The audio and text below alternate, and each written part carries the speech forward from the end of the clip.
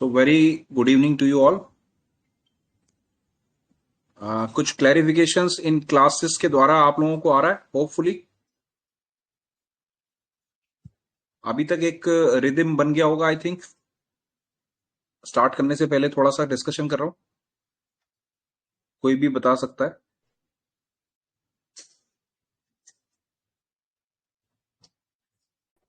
जी sir. चीजें समझ में हेलो। आना शुरू हुई हैं। हालांकि हम जी सर। ये फर्स्ट ईयर से ही पढ़ते आ रहे हैं, कुछ भी नया नहीं है, लेकिन आई थिंक थोड़ा सा डिफरेंट अप्रोच के साथ अब आप पढ़ पा रहे होगे, या चीजों को अंडरस्टैंड करने की अप्रोच थोड़ी सी डिफरेंट हुई होगी। क्या ऐसा है? जी सर, बिल्कुल ऐसे ही है। चलो, तो इसी के अंदर इसी क्रम में हम आगे चलेंगे आज, और आज बात करेंगे डॉक्टर सैमुअल हैनीमैन के द्वारा दी गई ऑर्गन ऑफ मेडिसिन की एफरिज्म नंबर 7 की। तो 7 एफरिज्म किस किस ने पढ़ा हुआ है?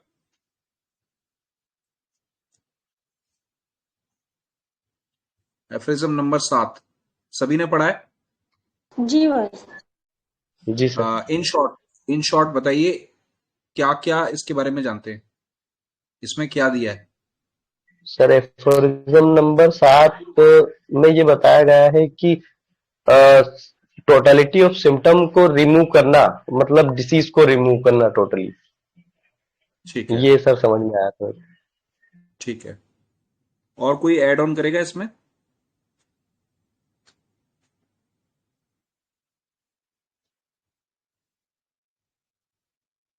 बाकी सब ये इसी बात से सहमत है ना, आगे ऐड ऑन नहीं करना है इसमें।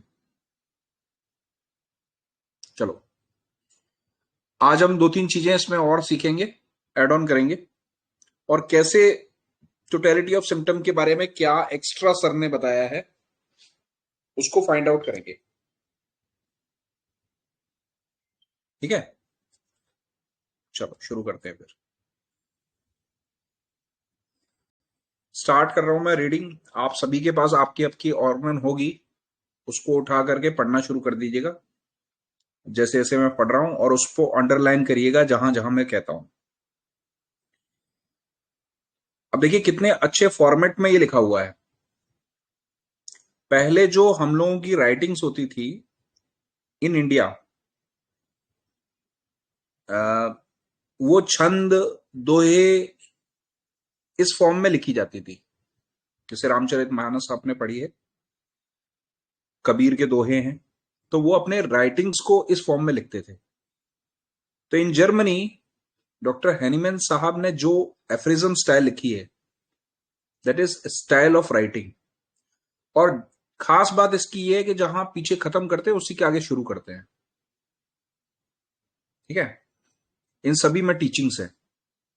अब बोल रहे हैं now as in disease, now as in a disease from which no manifest exciting और मेंटेनिंग कॉज।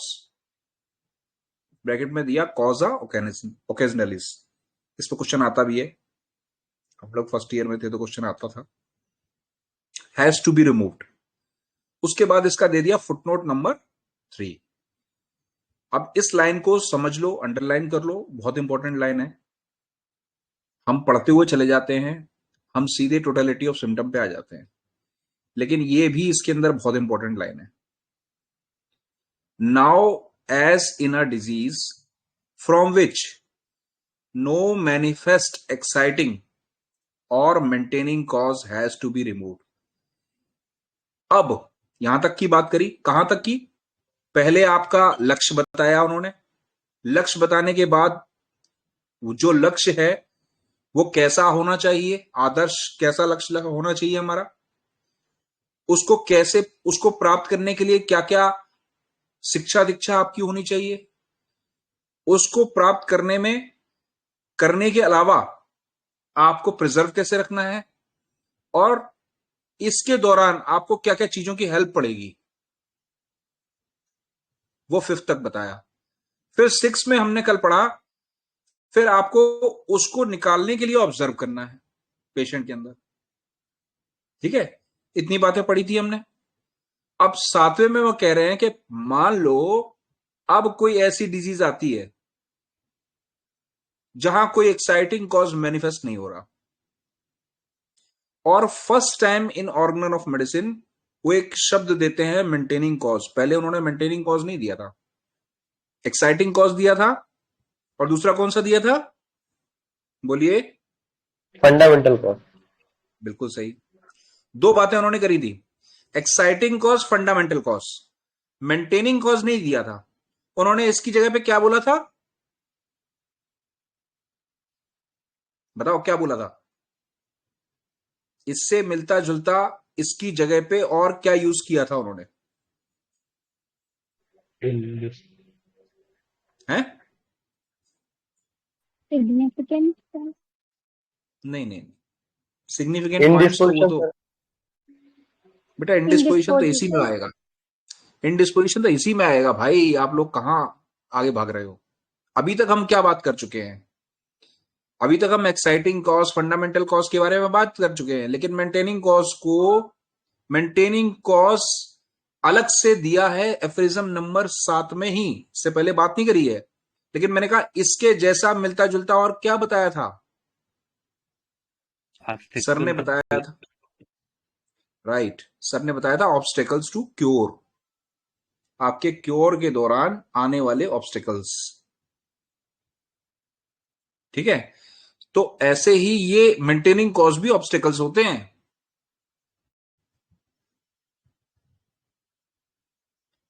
तो वो कहते हैं कि अब जब आपको ऐसा कुछ दिख रहा है जहां कोई मेंटेनिंग कॉज नहीं है, जहां कोई एक्साइटिंग कॉज नहीं है, जिनको हम रिमूव कर सकें, जिनको हम हटा सकें, जिससे कि हम क्योर पे आ सकें,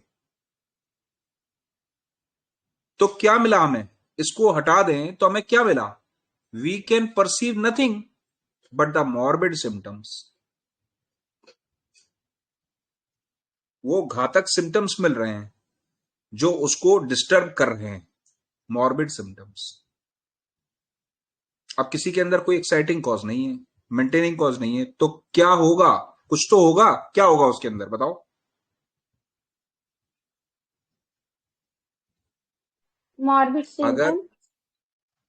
नहीं, वो तो सर ने ही बोल दिया मॉर्बिड सिम्टम होगा, लेकिन मेरा पूछना यह था कि फिर कौन सा कॉज होगा उसके अंदर, क्या चल रहा होगा अंदर? Fundamental cause. बिल्कुल सही है, फंडामेंटल कॉज होगा। फंडामेंटल कॉज तो होगा ही होगा, बिना उसके तो डिजीज होएगी नहीं। ठीक है ना? अब कोई एक्साइटिंग कॉज नहीं है और कोई मेंटेनिंग कॉज नहीं है, तो क्या होगा? तो उसके अंदर फंडामेंटल कॉज ही होगा। अभी आगे बताएंगे, देखो सुनो कितने प्यार से, देखो इसीलिए सर ने एक शब्द यूज किया है, इजिली कंप्रीहेंसिबल।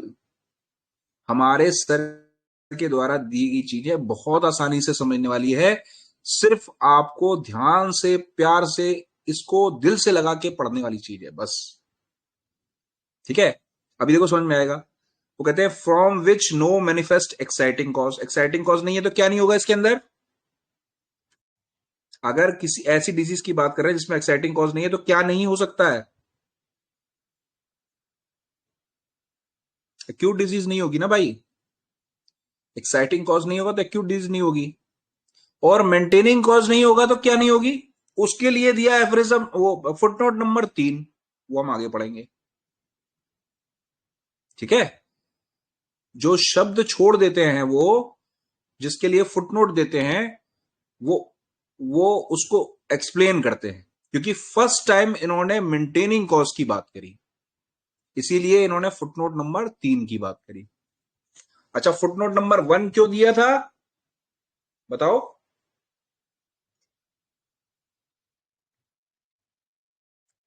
फुटनोट नंबर 1 क्यों दिया था?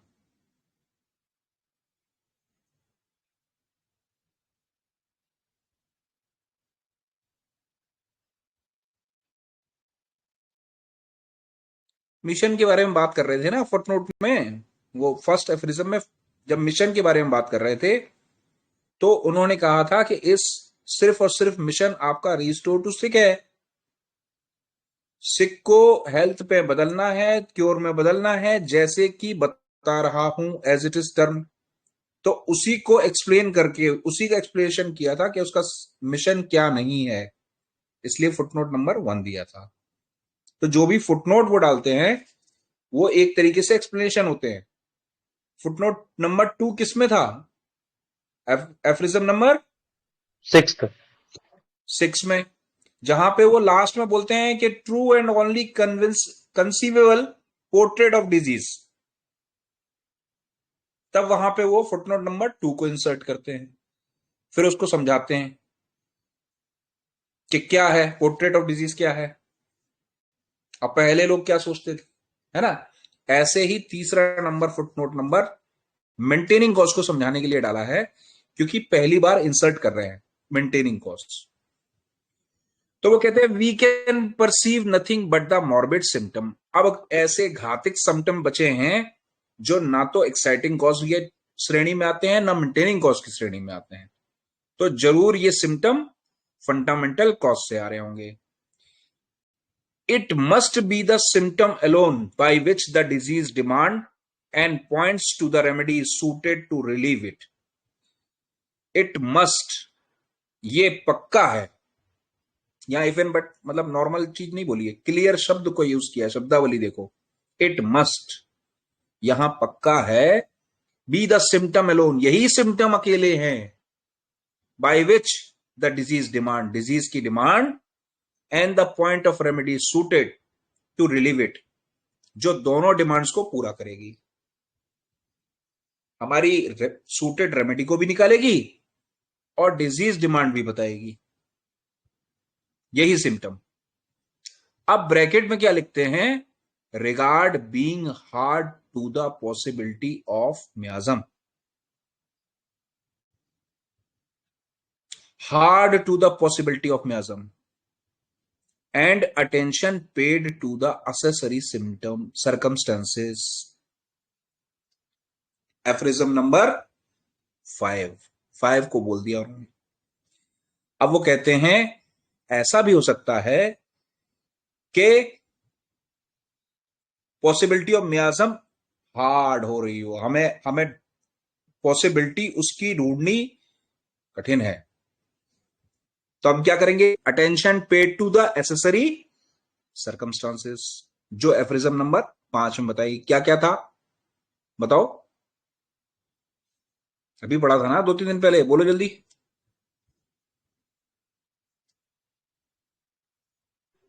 भाई सन्नाटा कैसे? असिस्टेंट। क्या क्या थे एसेसरी सर्कमस्टांसेस, क्या क्या थे?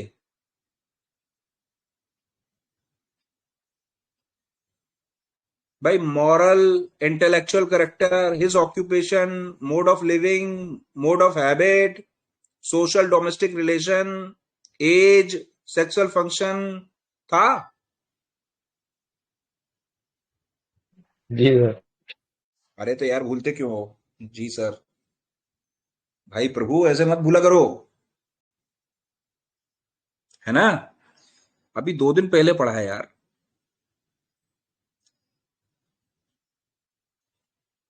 अगर आपको पॉसिबिलिटी ऑफ मियाज्म ढूंढने में दिक्कत हो रही है,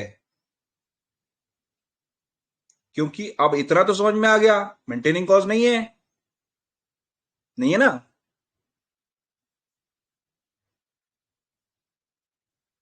मेंटेनिंग कॉज नहीं है, एक्साइटिंग कॉज नहीं है, कुछ तो है। तो जो मॉर्बिड सिम्टम है वो जरूर किसी वजह से है। अब जिस वजह से है उसको हम ढूंढना चाह रहे हैं, पर उसकी पॉसिबिलिटी थोड़ी सी मुश्किल हो रही है,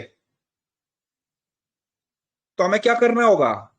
attention paid to the accessory circumstances. अब क्लेरिफिकेशन आया? जी सर।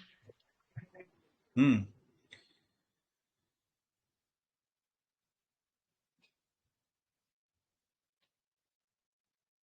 जो छोटी छोटी बातें बोली जाती हैं, देखो एक एक कॉमा, एक एक जो पॉइंट है इसके अंदर बहुत इंपॉर्टेंट है, इसलिए मैंने देखो कलरफुल किया हुआ है इसे कि आप समझ पाए। ठीक है, जो नीली लाइन में लिखा है regard being had to possibility of मियाजम, जब आपको दिक्कत हो रही है मियाजम ढूंढने में, तो आपको क्या करना है, आपको अटेंशन देना है उसके जीवन में क्या चल रहा है, एज क्या है, उसका सोशल फंक्शन क्या है, मेंटल डिस्पोजिशन कैसा है, इंटेलेक्चुअल कैरेक्टर कैसे हैं, ऑक्यूपेशन क्या करता है, यही सब देखना है। समझे? यहीं से आपको क्या मिल जाएगा, उसका मियाजम, फंडामेंटल कॉज। और क्या मिलेगा, डिजीज डिमांड। और क्या मिलेगा, रेमेडी सूटेड टू इट। अभी घबराओ नहीं, समझ नहीं आ रहा तो घबराओ नहीं, आगे सब समझ में आएगा कैसे मिलेगा इस, ये खाली मियाजम ढूंढने से आप चीजों तक कैसे पहुंचोगे वो सब समझ में आएगा, स्टेप बाय स्टेप चलो। उंगली पकड़ी है ना, तो जैसे जैसे चलवा रहा हूं वैसे चलो, लेकिन जितना चल रहे हो उतना पक्का कर लो। ऐसा मत करो जैसे अभी पूछा था मैंने तो बता नहीं पाए थे, कैसे सरी सर्कमस्टेंसेस क्या क्या हैं, ऐसा मत करो। ठीक है, be the symptom alone by which the disease demand and point of remedy suited to relieve it. And moreover, the totality of these its symptoms और इन सिम्टम की totality of this outwardly reflected picture of internal essence, यहां शब्द use किया असेंस। मतलब क्या निकल रहा है, बोलो, असेंस का मतलब क्या समझते हैं?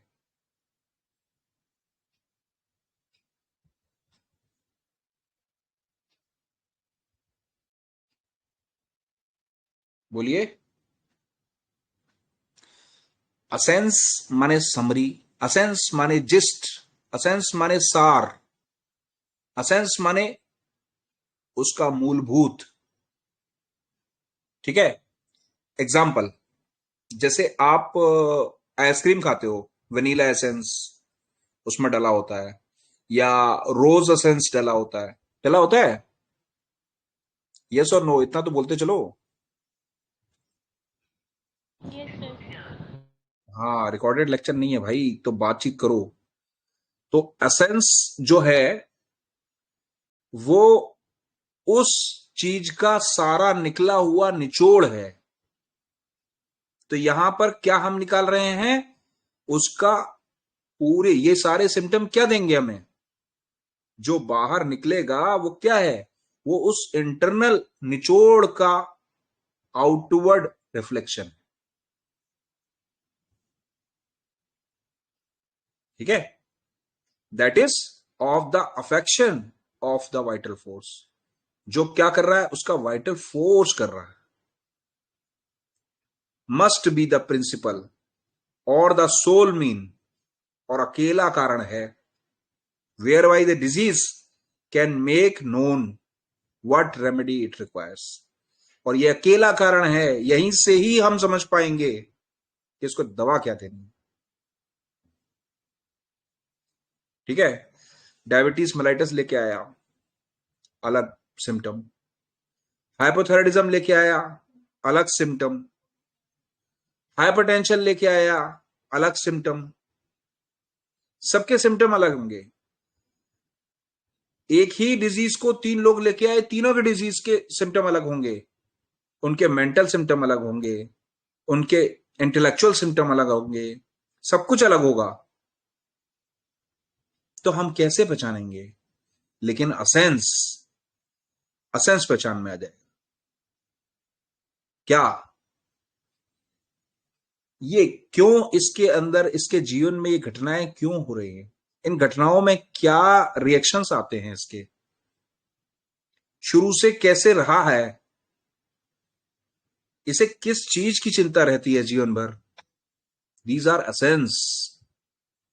यहां से निकलेगा कैलकेरिया है, लाइकोपोडियम है, लेकेसिस है, सल्फर है, क्या है? समझे? The only thing that can determine the choice of most appropriate remedy, एकमात्र चीज है भैया, ये जान लो, इसके अलावा और कोई चीज आपके पास प्रेजेंट नहीं है। एकमात्र चीज है जिससे आप मोस्ट अप्रोप्रिएट चॉइस ऑफ जान सकते हो। एंड थस, इसीलिए कहता हूं, and thus in a word the totality of symptom must be principal. एकमात्र ध्येय है तुम्हारा टोटलिटी ऑफ सिम्टम, इसके अलावा कुछ नहीं, कोई दूसरा चारा ही नहीं। इसीलिए कहता हूं, क्यों कहता हूं? क्योंकि इसी से निकलना है सब कुछ। Indeed the only thing the physician has to take note of in every case of disease and to remove by means of his art, और अपनी आर्ट के द्वारा जिसको वो दूर कर सकता है। तो वास्तव में इंडीड माने वास्तव में एकमात्र चीज, ओनली थिंग फिजिशियन को टेक डाउन, नोट डाउन करनी है हर केस के अंदर, तो वो है टोटलिटी ऑफ सिम्टम। उसी को प्रिंसिपल रखना है और अपनी आर्ट के, अपनी कला के द्वारा वो इनको रिमूव कर सकता है। सर ने क्या बोला आप लोगों को कि आपके पास आर्ट है, आर्ट विद साइंस, तो आप एक साइंटिफिक कलाकार हो, साइंटिफिक कलाकार। अपने कला को, हर कलाकार अलग अलग, देखो 10 कलाकार होंगे, 10 के पास अगर सिंगिंग दी जाए, सबका गाना गाने का तरीका अलग अलग होता है कि नहीं होता है? यस और नो? अभी मैं आप लोगों से चर्चा कर रहा हूं, उस पर हाँ और ना बोलना, अपने विचार व्यक्त करना, ठीक है? अगर 10 लोग हैं, जैसे हम लोग वो देखते हैं ना, क्या वो आता है वो इंडियन आइडल, उसमें अलग अलग टाइप के सिंगर आते नहीं आते हैं? हाँ सर। और ऐसे ही वो आता है डांस का शो, क्या है, DID, डांस इंडिया डांस, उसके अंदर अलग अलग डांस करते हैं लोग, ठीक है? तो सबके अंदर अलग अलग क्षमताएं हैं, लेकिन क्या उनके सुर अलग अलग होते हैं क्या? सुर तो फिक्स है ना?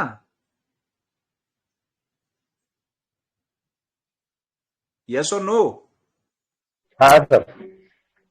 भाई सुर फिक्स हैं, सिर्फ उनको प्रदर्शन करने का तरीका अलग है। ऐसे ही हमारे प्रिंसिपल फिक्स हैं, लेकिन आप में जितने लोग प्रेजेंट है, सबका उनको फॉलो करने का तरीका अलग अलग हो सकता है, लेकिन फिक्स प्रिंसिपल है, इन्हीं पर ही चलना है।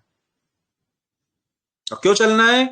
In order that it shall be cured and transfer into health. यही हमारा ध्येय है, यही हमारा मिशन है, इसी के लिए तो बोला था। तो देखो कितना शानदार तरीके से 7 तक का सफर आपने तय किया, 7 अफरिज्म तक, जिसमें पहले आपने जाना अपना आपका लक्ष्य, दूसरे आपने जाना अपना आदर्श लक्ष्य कैसा होना चाहिए, तीसरा आपने जाना इस यात्रा में आपको कैसा होना चाहिए, उस लक्ष्य को प्राप्ति करने के लिए आपको कैसा होना चाहिए, क्या क्या आपके पास सामग्री होनी चाहिए। पांचवा आपने जाना इन सब के अलावा आपके अंदर और क्या क्वालिटी होनी चाहिए। चौथा, फिर पांचवा आपने जाना कि ये सब करने के बाद उस यात्रा में आपको असिस्ट क्या करेगा, क्या क्या एसेसरीज आपको लगेंगी, इसीलिए शब्द यूज किया एसेसरीज, सर्कमस्टेंसेस, एसेसरीज क्या क्या लगेंगी आपको। गाड़ी लेके आते हो, गाड़ी खाली नहीं चलती, गाड़ी के साथ एसेसरीज भी होती हैं, सीट कवर होगा, साइड में ब्लाइंड्स होंगे, है ना, उसके बाद बड़ा स्क्रीन, छोटा स्क्रीन, ये दीज आर ऑल एक्सेसरीज। तो ये एक्सेसरीज क्या क्या चाहिए आपको? इस यात्रा में, इस काम को कर रहे समय, तो एक्सेसरीज बताई उन्होंने। फिर इस यात्रा के दौरान आपको एक्सेसरीज के साथ क्या क्या ऑब्जर्व करना है, क्या नहीं करना है, वो बताया उन्होंने। ऑब्जर्वेशन समझ गए। फिर उसके बाद बोलते हैं कि बेटा अगर किसी में एक्साइटिंग कॉज नहीं दिख रहा, मेंटेनिंग कॉज नहीं दिख रहा, तो सिर्फ हमारा फंडामेंटल कॉज होगा। उसको समझने के लिए आपको पुरानी यादें जो मैंने बताई हैं, एक्सेसरीज आइटम, वो सारे आइटम लगेंगे, वो सारी ऑब्जर्वेशन लगेगी, और उसके साथ में आप क्या निकाल पाओगे, उसका टोटलिटी, और वही आपका एकमात्र ध्येय है। क्यों? क्योंकि उसी से आप अपने लक्ष्य तक पहुंच पाओगे।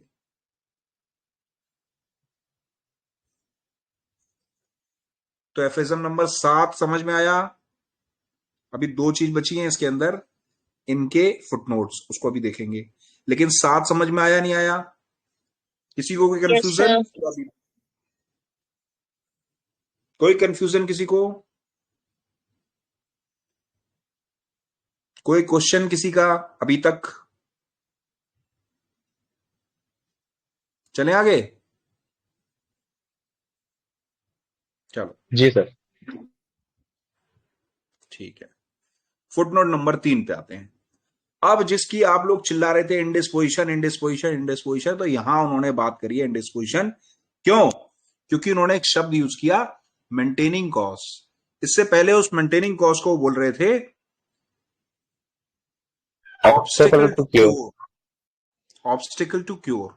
लेकिन अब वो बोल रहे हैं इसको मेंटेनिंग कॉज। ऐसी चीज जो लगातार मेंटेन रहती है तो वो आपको ठीक नहीं होने देती, just like obstacle to cure. ठीक है। अब वो बोलते हैं it is not necessary to say that every intelligent physician. अब उन्होंने नॉर्मल फिजिशियन की बात नहीं करी। अगर आप इंटेलिजेंट हो तो इस काम को करोगे, अगर इंटेलिजेंट नहीं हो तो इस काम को मत करना भैया, क्योंकि उन्होंने एक संज्ञा दी है इंटेलिजेंट। अगर इस संज्ञा को आप अपने ऊपर रखते हो तो आप इस काम को करना, वरना मत करना भैया। तो वो कह रहे हैं ये जरूरी नहीं कि कहा जाए हर इंटेलिजेंट फिजिशियन को क्या, कि first to remove this where it exist. जहां कहीं भी मेंटेनिंग कॉज है तो सबसे पहले इसी को रिमूव करो। समझे क्या कह रहे हैं वो कह रहे हैं ये जरूरी नहीं कि हर इंटेलिजेंट फिजिशियन को ये मैं बताऊं, मुझे बताना जरूरी नहीं है। आप खुद जानते हो कि ये अगर यहां पर है तो इसको हट जाना चाहिए, नहीं हटेगा तो ये परेशान करेगा। क्या क्या किसके बारे में बात कर रहे हैं? The maintaining cause, the indisposition thereupon generally ceases spontaneously.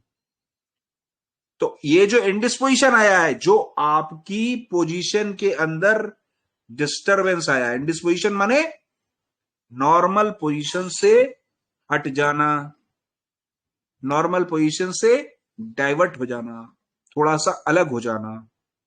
वो पोजीशन पर वापस आने के लिए आपको सिर्फ इनको रिमूव करना है, मेंटेनिंग कॉज को, और क्या हो जाएगा? जनरली ये सीज कर जाएगा, स्पॉन्टेनियसली, अपने आप, पता भी नहीं चलेगा, आपको कुछ करने की जरूरत नहीं है। नीचे क्या दिया उन्होंने? एग्जाम्पल दिए। क्या दिए? He will remove from the room strong smelling flower. जो स्ट्रॉन्ग स्मेलिंग फ्लावर्स हैं अपने रूम से अलग कर दे, which have tendency to cause syncope and hysterical suffering. जिनकी वजह से मुझे सांस लेने में दिक्कत हो रही है, या मुझे अचानक से उन्माद आ रहा है, हिस्टेरिकल सफरिंग स्टार्ट हो रही है, जिनकी वजह से मुझे अचानक से मेरे सिर में कुछ हो रहा है, मेरे कहते ना इसकी खुशबू मेरे सिर पे चढ़ रही है। कई बार होता है ना कि कोई ऐसा परफ्यूम लगा के आया, या ऐसा डियो लगा के आया, या ऐसा उसने इत्र लगा रखा था कि वो सर पे चढ़ने लगा, तो भैया उसको दूर करो। जैसे ही दूर करोगे वो सफरिंग बंद हो जाएगी। Extract from the cornea the foreign body that excite inflammation of I. Bike पे चल रहे थे, बाल खराब ना हो तो हमने हेलमेट नहीं लगाया, हेलमेट नहीं लगाया, उसका कवर नहीं रहा आगे, चश्मा नहीं लगाया, चश्मा हम भूल गए घर पे। क्या हुआ, अचानक एक धूल का कण, एक तिनके का कण एकदम से आंख पे आया और चिपक गया। अब वो तब तक खुजली और दर्द करेगा, आंख से पानी निकलेगा, तब तक जब तक उसको हम हटा नहीं देते। जैसे ही उसको हटा देंगे, सीजेस स्पॉन्टेनियसली, जो इंडिस्पोजिशन आया है तुरंत बंद हो जाएगा, बिना दवा के। आपने कोई दवाई खाई क्या इसके लिए? कोई नहीं।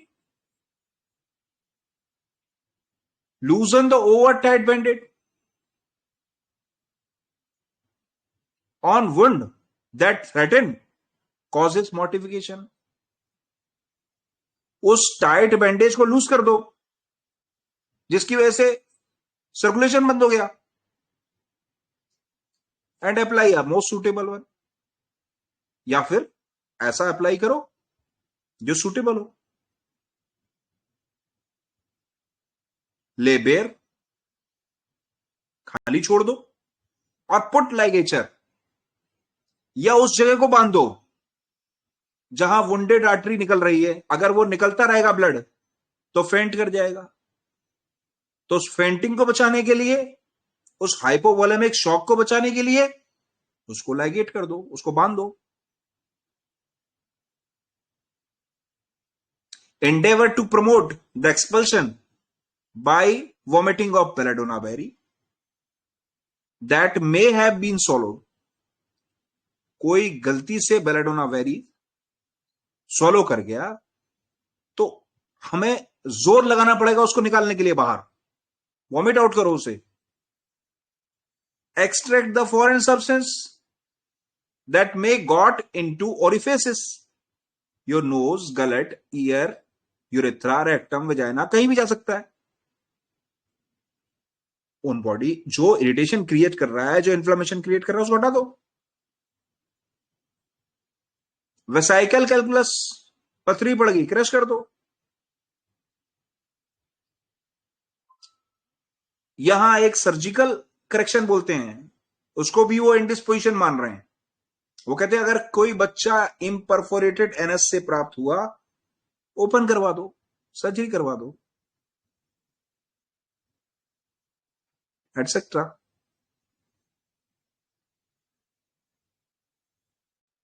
अब कुछ लोग यहां पे पूछेंगे तो क्या इम्परफोरेटेड एनएस को हम होम्योपैथिकली सही नहीं कर सकते?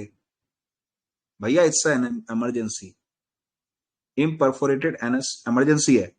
अगर बच्चा बिना एनएस के बाहर आया है तो वो अपना फीसेस कहां पास करेगा? नहीं कर पाएगा, और अगर नहीं कर पाएगा तो वैसे मर लेगा, उसके अंदर कुछ है ही नहीं। जो बाहर आकर के फीस नहीं पास करेगा तो आप उसके अंदर बहुत दिक्कत होने वाली है, तो इसको परफोरेट करना पड़ेगा। तो दीज आर एग्जांपल्स ऑफ इंडिस्पोजिशन। अब इतनी अच्छी तरीके से डॉक्टर हैनीमैन ने समझाया, इतना तो कोई समझा भी नहीं सकता। फुटनोट नंबर 4,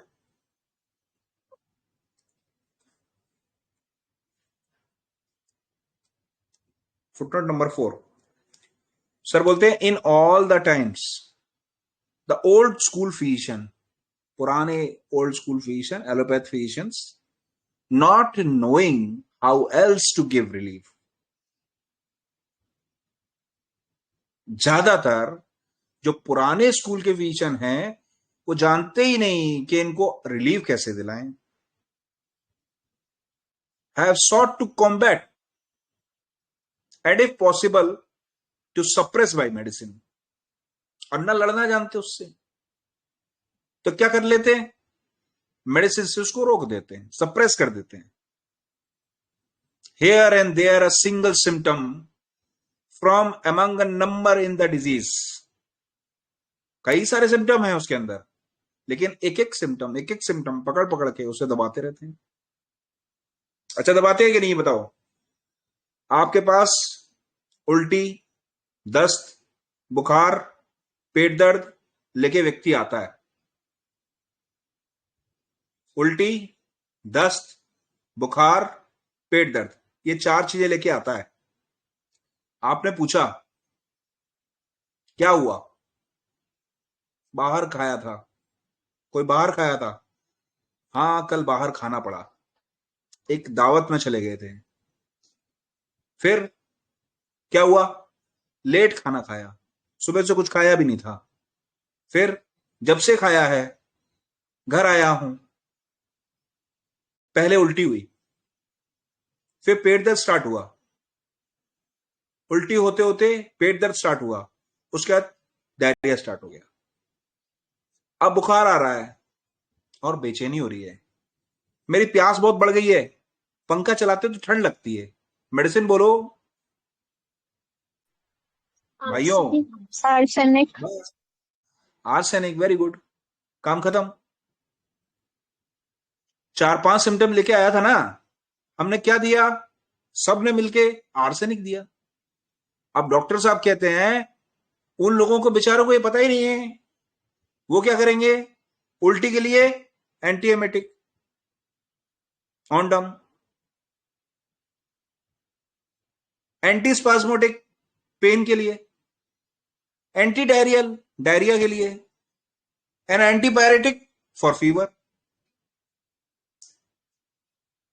और ये सब दवाएं आपके पेट पे ज्यादा असर ना दें, इसके लिए ओमेप्रोजोल, एंटासिड, बोलो देंगे कि नहीं देंगे? यही है ना उनके पास। जी सर। अब देखो ये, अब इसको पढ़ने की जरूरत है क्या? ये तो आप तो वैसे भी जान गए ये सब चीजें। वो करना क्या, उनको एक एक सिम्टम पकड़ के सप्रेस करना है, और वही कर रहे हो। तो सर कह रहे हैं कि not knowing how else to give relief, उन्हें समझ में ही नहीं आता क्या कर सकते हैं भाई इसके अंदर। तो एक एक symptom here and there, single symptom पकड़ेंगे, उनको दबा देंगे। One sided procedure which under name of symptomatic treatment. और क्या बोलते हैं? We are doing, we are doing, बोलो, सिम्टोमेटिक ट्रीटमेंट। यही बोलते हैं। और आपको याद होगा, क्योंकि बहुत पुरानी बात नहीं, 4-5 साल गुजरे हैं, कोरोना के अंदर सिम्टोमेटिक ट्रीटमेंट के नाम पे यही देते थे। गलत बोल रहा हूं तो बोलो। कोरोना के टाइम पे क्या देते थे? यही देते थे ना, सिम्टोमेटिक ट्रीटमेंट बोल के। हाँ सर। और सिम्टोमेटिक ट्रीटमेंट ये हुआ क्या? सिम्टम तो आपने लिया ही नहीं, एक एक सिंगल सिंगल सिम्टम को ट्रीट कर रहे हो। Has justly excited universal contempt, because by it not only was nothing gained but much harm was inflicted। क्योंकि इसके द्वारा कुछ मिलना नहीं है हमें। क्या मिलेगा? सिर्फ और सिर्फ परेशानी। A single one of symptom present is no more disease. अगर एक सिम्टम को आप दवाई दे रहे हो, ये डिजीज को दवाई नहीं दे रहे हो, ये एकमात्र ऐसे है, itself then a foot is, then a foot is the man himself. इसको ऐसे समझो कि हम एक पैर को पूरा आदमी समझ रहे हैं। पैर को अलग दवाई खिलाई जा रही है, सर को अलग दवाई खिलाई जा रही है, हाथ को अलग दवाई खिलाई जा रही है। एंड द आयरनी इज, अब बात को समझना कि आयरनी क्या है इस पूरे प्रोसीजर में, कि भैया इनके ही एक एक सिंगल सिंगल पार्ट की वजह से they have made an expert. Expert doctor हैं साहब, काय के? कान के, आंख के, हाथ के, पैर के, पेट के, किडनी के। गलत बोल रहा हूं? बड़े गर्व के साथ वो बोलते हैं कि वी आर एक्सपर्ट, हम एक सिंगल चीज को पकड़ के बैठे हैं। और एक्सपर्ट कौन है? आप लोग। लेकिन चूंकि मेरे हनुमान, आप लोग खुद ही अपनी शक्तियां आपको भूल गए हो, आप याद ही नहीं है, या कह लो कि पिछले जन्म में याद थी, आज भूल गए। तो उन शक्तियों को जागृत करने का काम जामवंत के रूप में मैं कर रहा हूं, जो पहले डॉक्टर हैनीमैन ने करी। तो आप मेरे हनुमान हो, मैं आपका जामवंत हूं।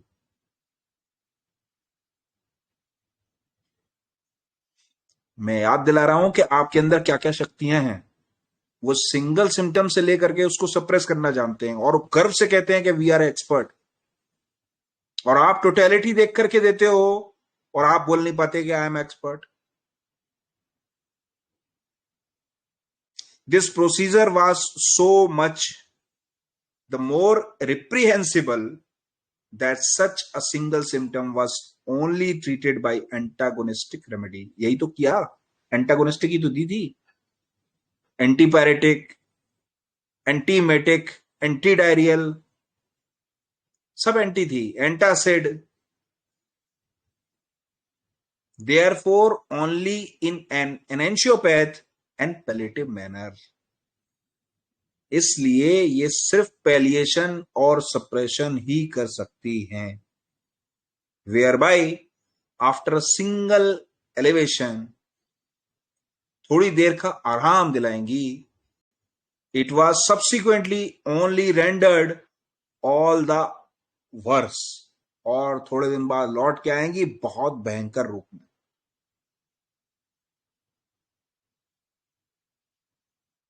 तो this is the extract of aphorism number 4। तो क्यों बोलते हैं वो टोटलिटी, क्यों बोलते हैं? इसलिए बोलते हैं क्योंकि सिंगल सिम्टम से कुछ होना नहीं है। सिंगल सिम्टम के तो मास्टर बैठे हैं भाई, मास्टर करते हैं उसके अंदर। I am master in cardio,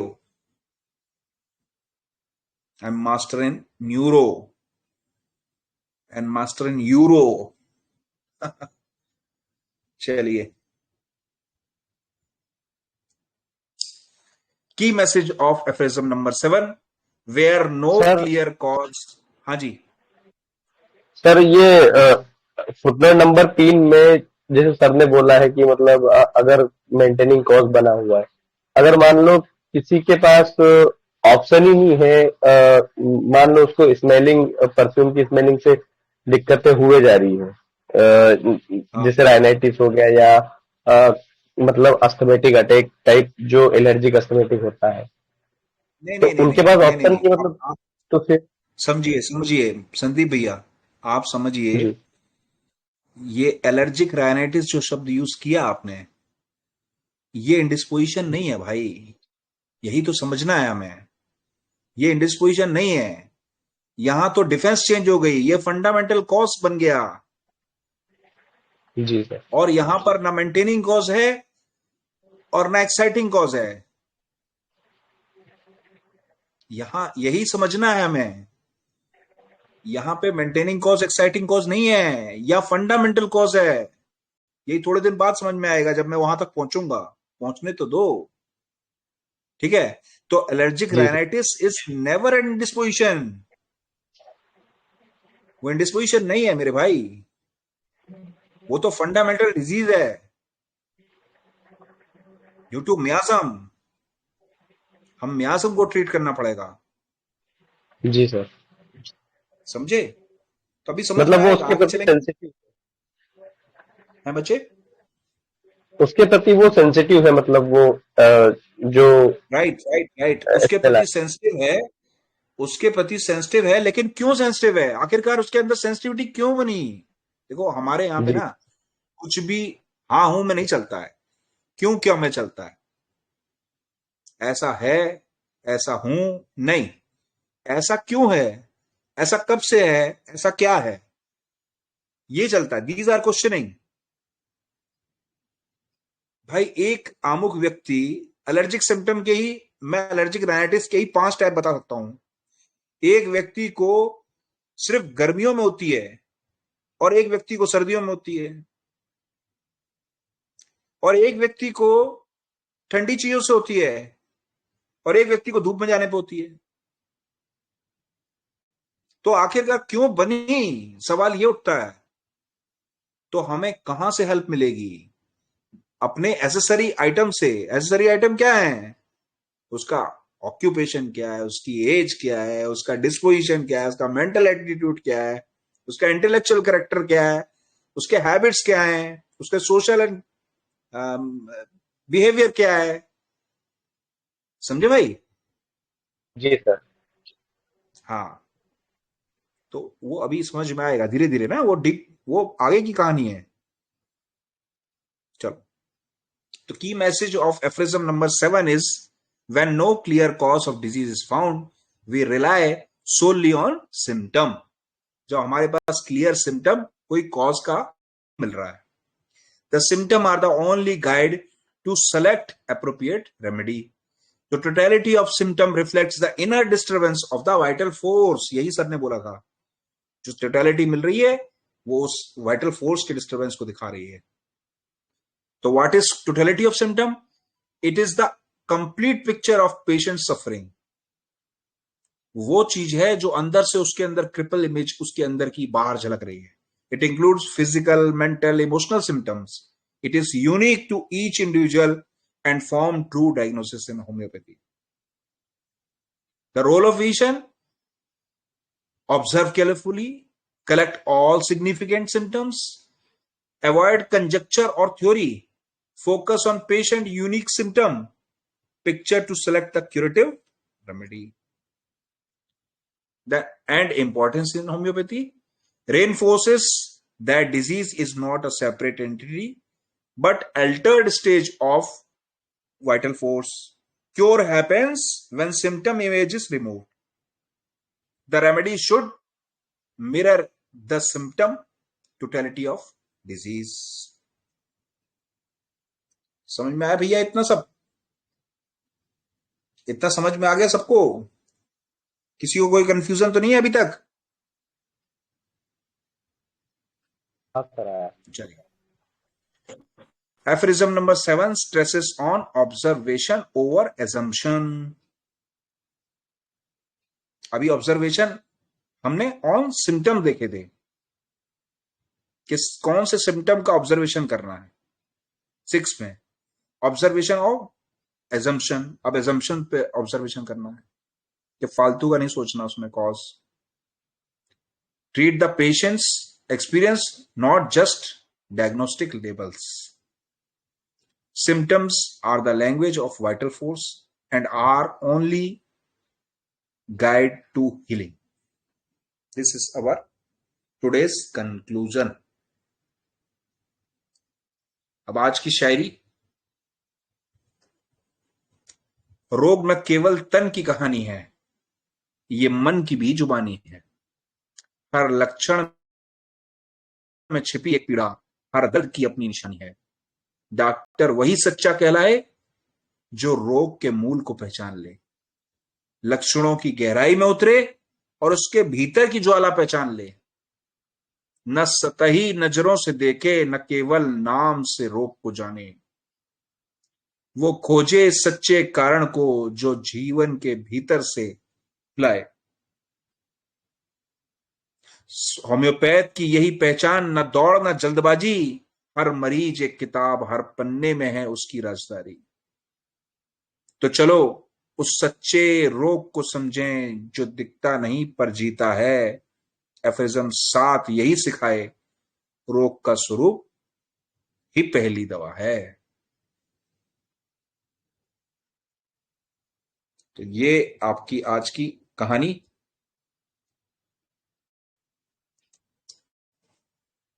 तो आई होप आप लोगों को अच्छे से पूरा समझ में आया होगा आज का। कोई किसी को कंफ्यूजन, किसी भी तरीके का कोई डाउट, कोई क्लैरिफिकेशन चाहते हैं? सर काजा ओकेजनलिस का नहीं। कौसा ओकेजनलिस अभी तो बताया, मेंटेनिंग कॉज अभी तो समझाया पूरी बातें। आप शायद लेट आए हो क्या? थोड़ा लेट ज्वाइन किया मुझे लगता है आपने। अभी मैं डालूंगा दोबारा से, इसकी रिकॉर्डिंग डालूंगा तो आप देख लीजिएगा, है ना। कॉजा ओकेजनलिस अलग से कुछ नहीं है, जो हमने बताया maintaining cause first time sir ने ये टर्म यूज किया मेंटेनिंग कॉज। अभी तक एक्साइटिंग, फंडामेंटल कॉज ये सब यूज करते आए हैं। तो वो मेंटेनिंग कॉज अगर कोई बना हुआ है जिसकी वजह से या तो इंडिस्पोजिशन हो रही है या कोई डिजीज बन रही है, तो ऐसा कुछ नहीं है, तो हमें क्या करना है? तो हमें ढूंढना है फंडामेंटल कॉज, और fundamental cause is generally due to miasm, और मियाज्म को ढूंढने के लिए एसेसरी सर्कमस्टेंसेस का ध्यान रखना है, जो हमने फिफ्थ एफरिज्म में पढ़ा। यही सर बता रहे हैं, और क्या बता रहे हैं। किन्होंने पूछा था अभी क्वेश्चन? नीरज जी ने। जी समझ में आया? जी दिस इज कॉजा ओकेजनलिस। अब एक बार दोबारा से वो मैं डालूंगा रिकॉर्डिंग, उसको देखिएगा, अभी थोड़ी देर में डाल दूंगा, आधे घंटे के अंदर, ठीक है? तो वो आपको समझ में आ जाएगा सारी कहानी क्या है, मैंने पूरा डिटेल में समझाया। और कोई व्यक्ति, और कोई डॉक्टर साहब या साहिबान या साहिबा क्लैरिफिकेशन चाहते हो? चलें, बंद करें? ठीक है, चलिए, ओके, गुड नाइट। आज की कहानी बस इतनी। Thank you very much. Good night sir. Good night. Thank you, boss. Thank you, sir. Good night. Thank you.